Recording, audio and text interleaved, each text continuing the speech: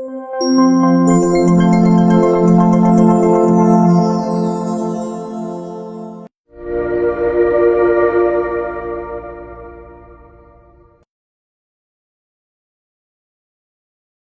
хүүхдүүдтэй энэ өдрийн мэндийг хүргэе. Монгол хэлний эстэй ерөнхий шалгалтын гүйцэтгэл багтаа агуулгаас өгүүлбэрийн утгын харьцаа, хувиргал, өгүүлбэрийн гишүүдийг хэрхэн зөв тодорхойлох талаар ярина. За 2020 оны хувилбарын 1-р хэсгийн 10-р даалгаврыг ажлаа. Онцлсан өгүүлбэрүүд утгын ямар харьцаанд байна вэ? Жин үдийн нар цэцгийн гисэр өвсний үзүүр бүхнийг чанх дээрээс нь алгагүй гийгүүлж, улайцсан чулуу ухаан ягаанаар мэнчилдэх агаад гагцхүү худгийн хүүтэн усанд ширэн ховоолныг гал халууныг эсэжрэн буйзаа гэсэн ийм өгүүлбэр өгсөн. За энэ өгүүлбэрээс чулуу ухаан ягаанаар мэнчилдэх ховоолны гал халууныг эсэжрэн буйзаа гэсэн хэсгийг бол онцлсан байна. За хариултыг ажлая. За чулуу ховоо гэх үгс нь эд юмсыг нэрлэж байгаа учраас зүйлчилсэн утгатай гэсэн байна. За эндээс чулуу нь байгалийн юм үзэгдэлд, ховоо нь хүний бүтээсэн зүйлд утгаараа хамаарах учраас хоёр өөр зүйлийг нэг утгын зүйлчлэлд хамааруулж буруу бичсэн байна. За ертөнцийн юмсыг утгаар нь бол 10 ангилан үздэг. За жишээ нь эцэг, эмэг их, элэнц, хуланц, дарга, жолооч, багш гэвэл одоо хүний зүйл болно. За үлэг, өрөөл, заан, арслан, бүргэд, шоргоолж гэвэл адгуусны зүйл. За мод, шинэс, мойл гэвэл ургамлын зүйл. Хоол, гэр, хувцас, чөдөр, онгоц, дуран, дуу хураагур гэвэл одоо хүний бүтээсэн зүйл, үүр, хөөө гэвэл адуусны бүтээсэн зүйл. За уул ус, чулуу, мод, далай, тал, нар, сарууд, гариг гэвэл одоо заяамал зүйл, уур, омог, баяр баясал, сэрэл мэдрэмж, айц хүйдэс, үнэр, харц гэвэл мэдрэхүйн зүйл. За зүн бэлэг,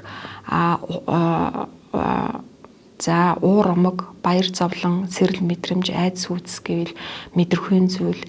За ухаан, ойлголт, ухтгуун, дурсамж, төсөөлөл, дүрслэл гэвэл сэтгэхүйн зүйл. За зүүд, зүгнэл, хувь заяа, тавилан гэвэл зүн бэлгийн зүйл. Буг, чөтгөр, сүг, сүнс гэвэл одоо хий үзэгдлийн зүйл гэх мэтлэн ингээд 10 удаа ангилан үздэг. За би хариултыг ажлая. Ухаан ягаан гал халуун гэх үгс нь шинжийг илтгэж байгаа учраас ойролцоо утгатай гэсэн байна. За тэгэхээр ухаан ягаан бол мэнчилдэх гэсэн үйлийг дүр байдлын утгаар бол нэмэн дэлгэрүүлж, гал халуун нь эсэжрэн байх гэсэн үйлэнд шууд тусан өртөж байгаа учраас утгын хувьд бол төдийл холбоогүй, ойролцоо утгатай биш. Тийм учраас энэ хариулт бол буруу хариулт байна. За С хариултыг ажлая. Мэнчилдэх нь халуун, эсэжрэн буйзаа нь хүүтэн гэсэн утга илтгэх учраас тул эсрэг утгатай гэсэн байна. За энэ мэнчилдэх гэсэн өгүүлбэрээр бол маш халууныг, эсэжрэн гэсэн өгүүлбэрээр хүүтэн гэсэн утгыг тус илэрхийлсэн нь бол онцлсан өгүүлбэрүүд эсрэг утгын харьцаатай болж зуны онцлог шинжээ гаргахад бол тохирсон байна. Тийм учраас энэ С хариулт бол зөв хариулт байна. За Д. Жин үд чанх дээрээс гэх үгс нь орны утга илтгэх тул ойролцоо утгатай гэсэн байна. За энэ жин үд нь бол цагийн утга, чанх дээрээс нь бол орны утга гэсэн хоёр өөр утгыг илэрхийлж байна. За мөн одоо онцлсан хэсэгт ороогүй учраас даалгаврын зорилгод бол хамааралгүй. За ийм учраас Д хариулт бол буруу хариулт байна. За И хариултыг ажлая. Цэцгийн гисэр өвсний үзүүр гэх үгс нь бүхлийн хэсэг утга тул төсөв утгатай гэсэн байна. Тэгэхээр цэцгийн гисэр өвсний үзүүр хэмээх үгс нь бол бүхлийн хэсгийн утгатайч төсөв утгыг бол илтгэхгүй байна. Тэгэхээр энэ даалгаврын зөв хариулт бол С хариулт байна. За тэгэхээр өгүүлбэрийн утгын харьцаа гэхээр бид ижилсэх харьцаанд нь бол ойролцоо утга, төсөв утга, доош харьцаанд нь бол эсрэг утга, зүйлчилсэн утгыг бол авч үздэг. За эдгээр утгын харьцаанаас бол ойролцоог, төсөв үгийг бол жоохон хойлд солих, буйдлах асуудал бол нэлээд тохиолддог. За тэгэхээр ойролцоо үг гэдэг нь хэлбэр нь өөр, утга нь өөр байна. Жишээ нь энээх, мишээх, хөхрөх, хачин, сонин, чихтэй, өтлөх, хөшрөх, өвгөрөх, насжих, зүнэх, хичээх, мэрэх, чармах гэвэл одоо ойролцоо утгатай үг болно. Төсөөд үг нь болохоор хэлбэр нь ойролцоо, утга нь өөр байна. Хэлбэр нь ойролцоо, утга нь бас өөр байна. Тэгэхээр жишээ нь энд, тэнд, урвах, хөрвөх, бөхжилт, бэхжилт, оочин, цоочин, хамх, хэмх гэвэл төсөөд үг болно. За дараа нь ойролцоо үг нь өгүүлбэрт нэг үгэнд захирагдан утгын нарийн ялгаа гаргадаг. За жишээ нь одоо гээх, хаях, орхих гэсэн ойролцоо үгс байна. За энд хэрэгцээгүй болсон зүйлийг дахиж авахгүй бол хаях, дахиж авахаа олохоор хэрэгцээтэй зүйлийг орхисон байвал гээх гэсэн утгатай болно. За үлдэж хоцроосон зүйл орхио утга бол тохирно. Гэтэл төсөөд үгсийн нэг нь нөгөөгөө хуутгыг бол наривчилж гаргадаггүй. За тэгвэл ойролцоог төсөөд үгээр үгийн адил тал нь юу вэ гэвэл хэлхийн цуваад бол нэг нь нөгөөгөөр нь бол солин найруулах боломжтой байна. За мөн нэг язгуураас үүсэлтэй үг гэж болно. За жишээ нь гарц, гарлага, төлбөр, төлөөс гэвэл ойролцоог болно. За өмч, өмчөрхөл, хинээ, хинээр хэл гэвэл төсөөт үг болно. За мөн нэг үгсийн амьгт бол багтана. За мөн айлцсан зочин гийчин, айлчлах, зочлох, гийчлэх гэвэл ойролцоо утгатай үг болно. Тэгээ ихэнх утгаараа нийлээд цөөн утгаараа бол ялгарч байна. Өгүүлбэрийг утгын талаас нь бол ойролцоо ба төсөөт утга, эсрэг ба зүйлчилсэн утга гэж ялгана. Хэлбэрийн талаас бол тэгшлэх, эсдэгшлэх гэж ялган авч үздэг. За өгүүлбэрийг утгын харьцаа талаас нь бол ижилсэх харьцаанд нь ойролцоо утгатай, төсөөт утгатай, ондооших харьцаанд нь бол эсрэг утгатай, зүйлчилсэн утгатай гэж ялган авч үздэг.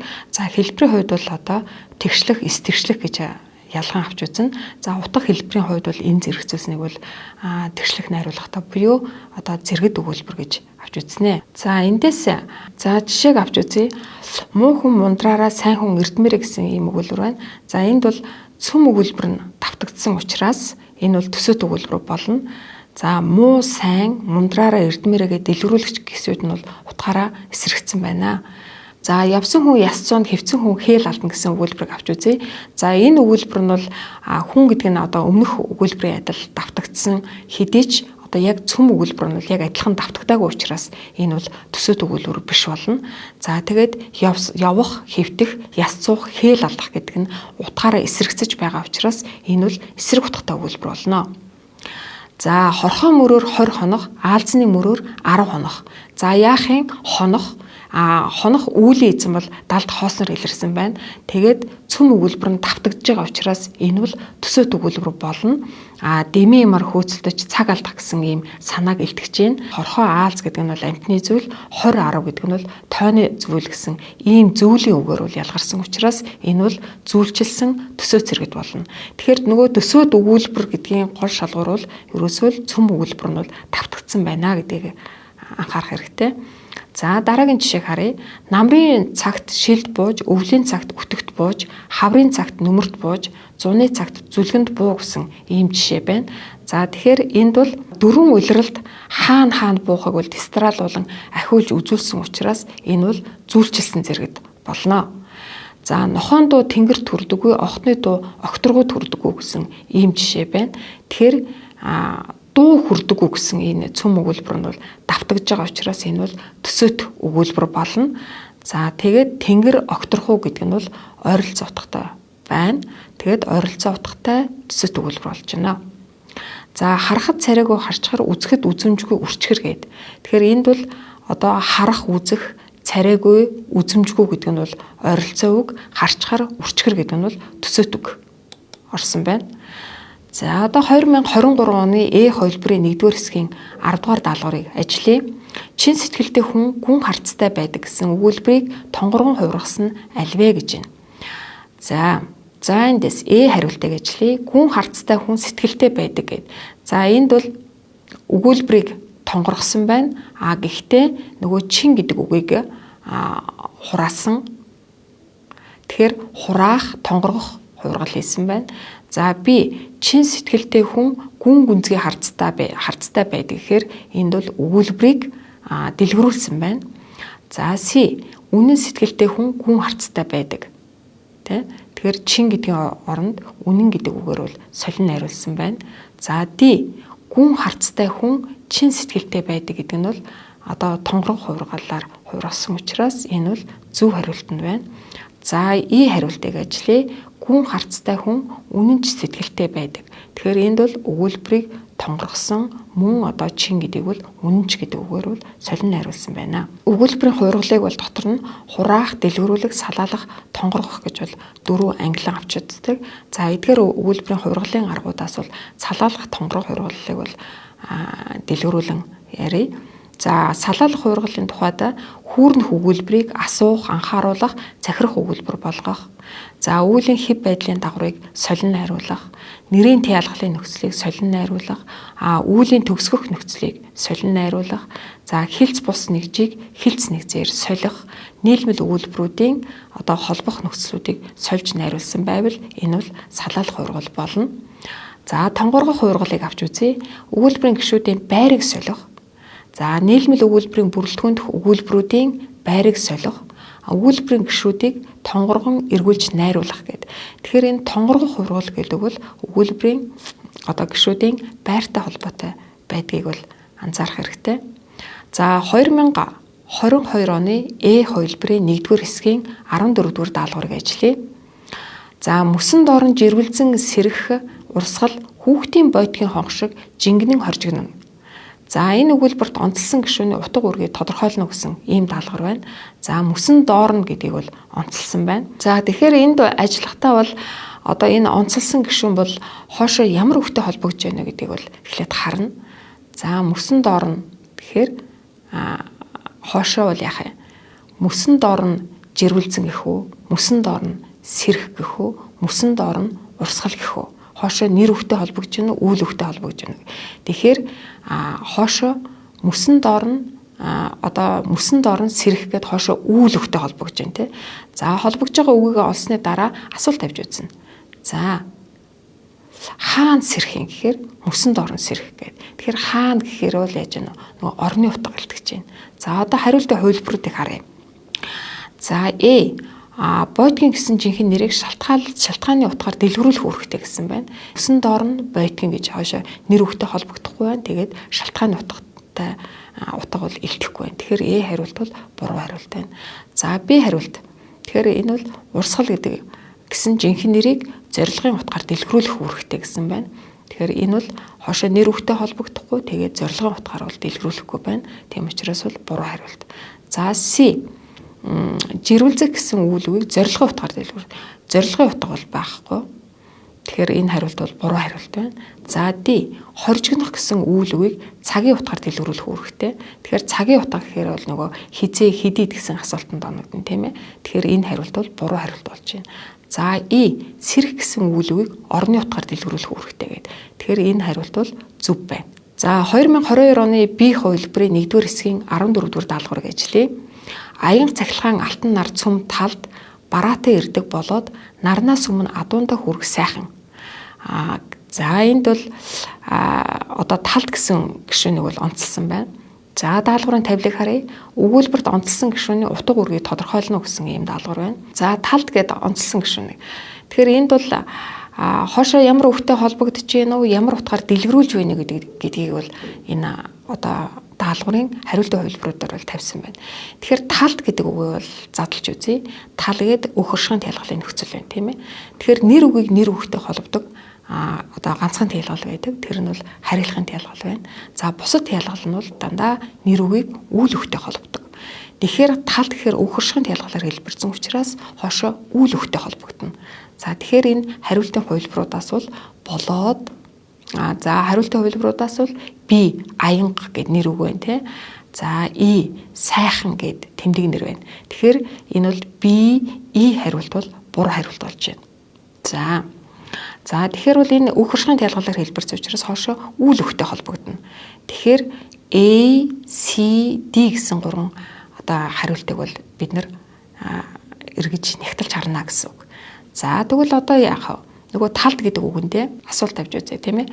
Тэгэхээр хоошоо ямар үгтэй холбогдож байна гэхээр талд ирдэг.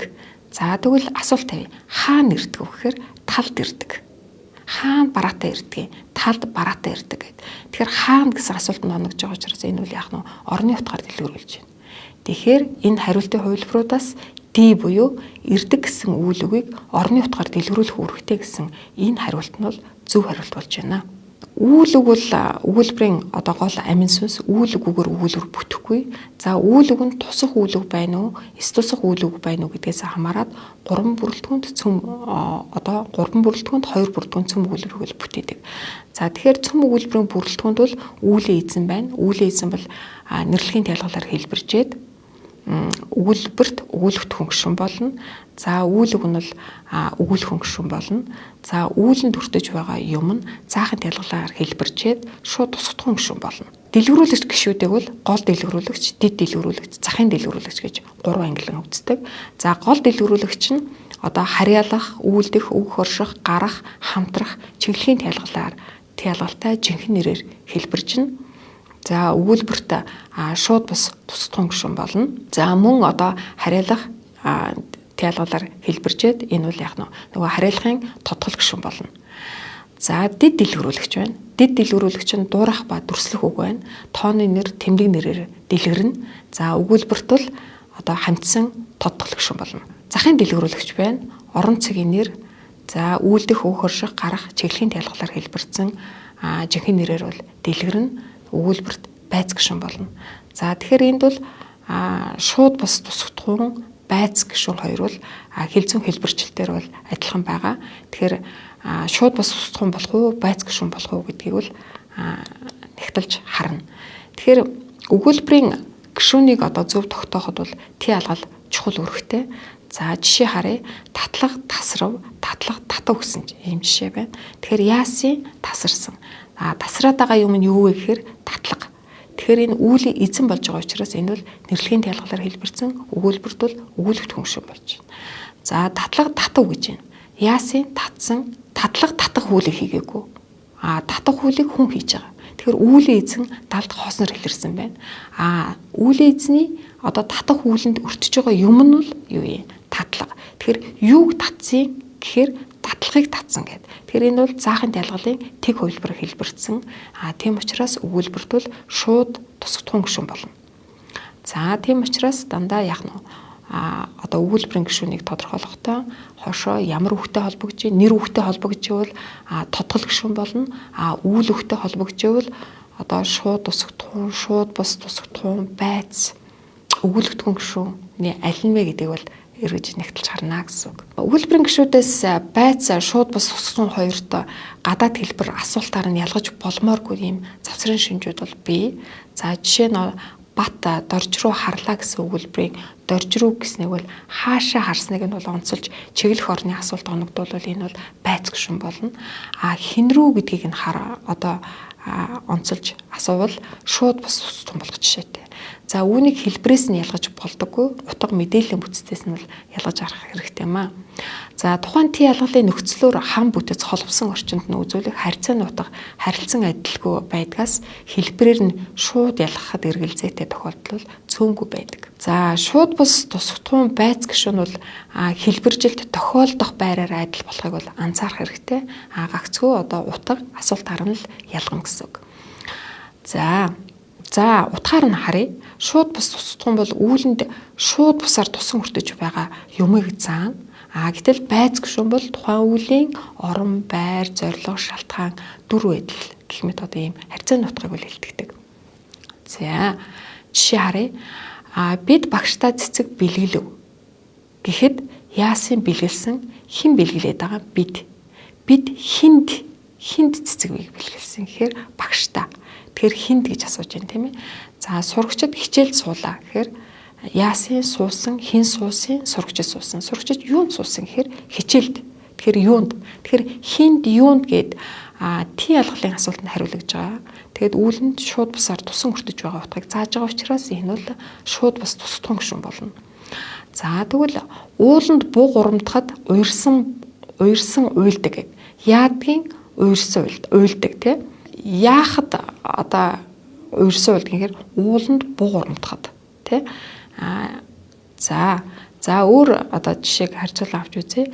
Ууланд буг урамтахад уйрсан уйлдаг гэсэн өгүүлбэр байна. За яахын урамд нь тий. Юу урамдаад байгаа? Буг хаана урамдаад байгаа гэхээр ууланд.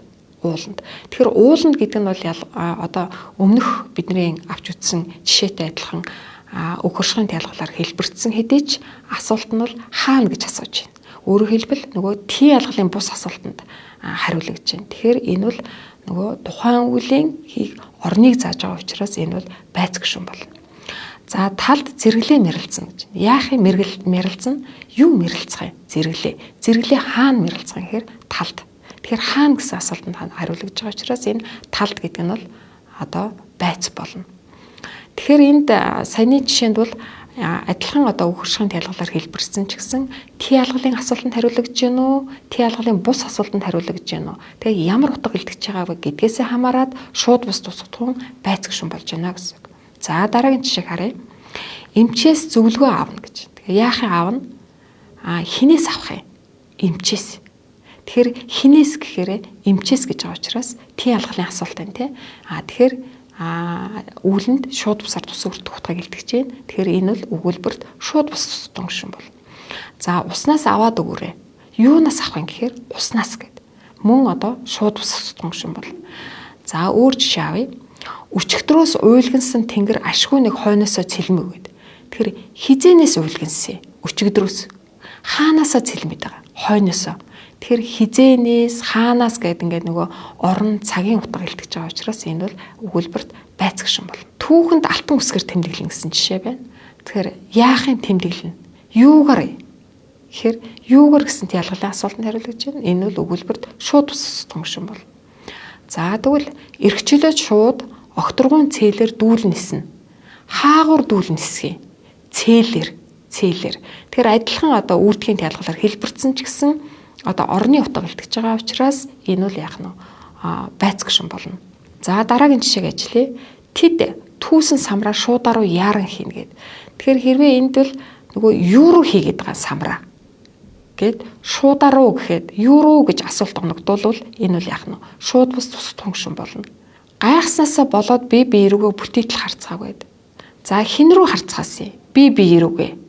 Тэгэхээр энэ хин рүү гэж асуулт оногдуулж байгаа учраас энэ бол яах нь шууд бус тусгатхан гишүүн болно. За дараагийн жишээг харъя. Босогчдын зарим нь уул руу, нөгөө хэсэг нь тал руу ер тэгээд хандсан зүг рүүгээ зүхтаж алга болжээ гэсэн ийм өгүүлбэр байна. Тэгэхээр хаашаа хандсан. За уул руу хандсан. Хаашаа тал руу хандсан. Тэ? Хаашаа зүхтаасан. Зүг рүүгээ зүхтаасан. Хандсан зүг рүүгээ тэ. Тэгэхээр энд бол одоо хаашаа гэд орон зааж байгаа учраас энэ бол өгүүлбэрт байц гишүүн болно. За ингээд анхаарал хандуулсанд баярлалаа.